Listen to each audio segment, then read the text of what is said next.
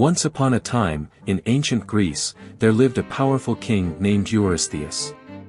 Though there were varying accounts about his domain, most people believed that he was the lord of Tiryns, a great castle located in the Argos region.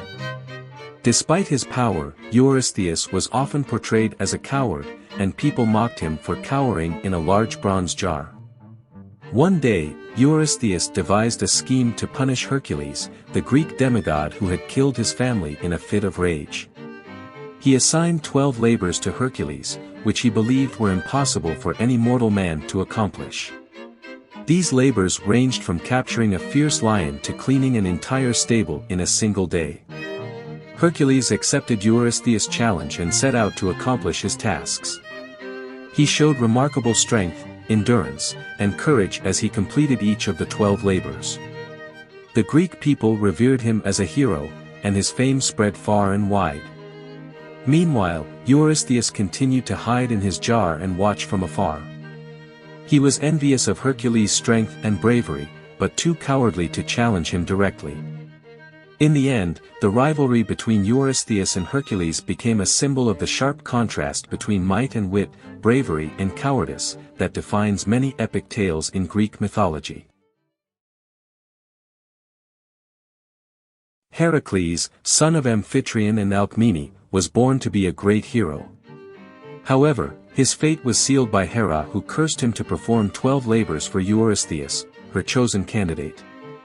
This was a consequence of Heracles murdering his family due to the curse of Hera. For the first labor, Heracles had to slay the Nemean lion, which had impenetrable skin that he wore as a garb later. This scared Eurystheus so much that he hid in a wine jar when he saw Heracles. From then on, all of Heracles' labors were communicated through a herald. Although Eurystheus admitted that Heracles did not accomplish the second labor alone, he was still tasked with slaying the Lernaean Hydra, a serpent with multiple heads. He was also required to capture a sacred deer from Artemis for his third labor.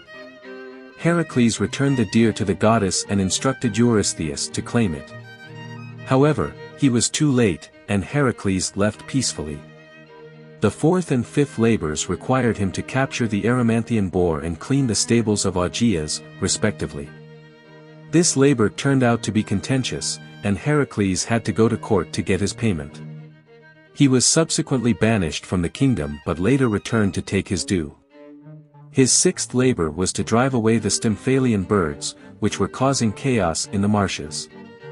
The seventh task was to capture the Cretan bull, the ninth was to obtain the belt of Hippolyte, the queen of the Amazons. This was at the request of Admete, Eurystheus' daughter. For his 10th labor, he stole the cattle of the giant Geryon, but had to fight the shepherd Eurytion to accomplish it. The 11th labor required the Titan Atlas help to retrieve the apples of the Hesperides. Heracles held up the sky for Atlas in exchange for fetching the apples. Lastly, he had to capture Cerberus, the three-headed hound guarding the entrance of Hades. After finishing all 12, Heracles became a godlike figure, and Eurystheus was terrified of him. In the end, Heracles' fame surpassed even the gods, and he remains an enduring symbol of Greek heroism to this day. After the death of Heracles, Eurystheus became consumed with anger towards his children and plotted their destruction. In order to escape, his children fled to Athens for protection. However, Eurystheus' fury did not stop there. He launched a vengeful attack on the city itself, determined to harm those who had provided sanctuary to his offspring. Despite his efforts, Eurystheus and his sons were no match for the skill and bravery of the Athenians.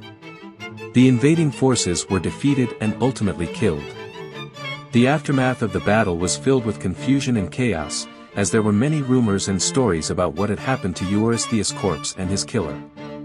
In the end, the Athenians decided to claim that Eurystheus had been buried on their soil, believing that it would provide some measure of protection against the descendants of Heracles, including the Spartans and Argives.